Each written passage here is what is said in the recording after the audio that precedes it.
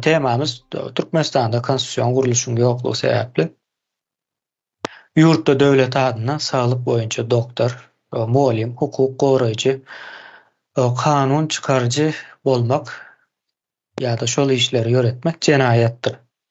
Guruju mejlis ýurtda konstitusiýon guruluşynyň ýoklugy sebäpli häzirki ýagdaýda ýerine ýetirilende jenaýat hasaplanylacak hünärler baradaky ýygnanşygyny ses berilişi esasynda karar kabul edip ýygnanşygy tamamlady. Mejlis şu şertler bilen bu möhüm meseleni el aldy.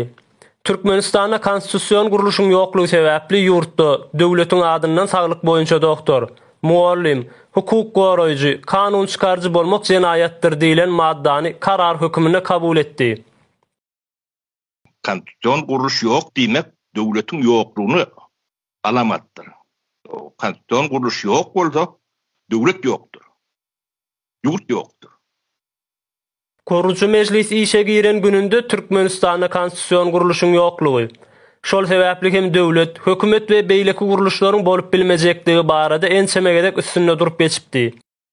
Bu ýygnanşygynda bolsa konstitusiýon guruluşynyň ýok ýerinde bolmaýan döwletiň adyndan saglyk boýunça doktor, muallim, hukuk goraýjy, kanun çykarjy bolmaklygyň halka zyýan berýändigi sebäpli jenaýat diýip kabul edildi.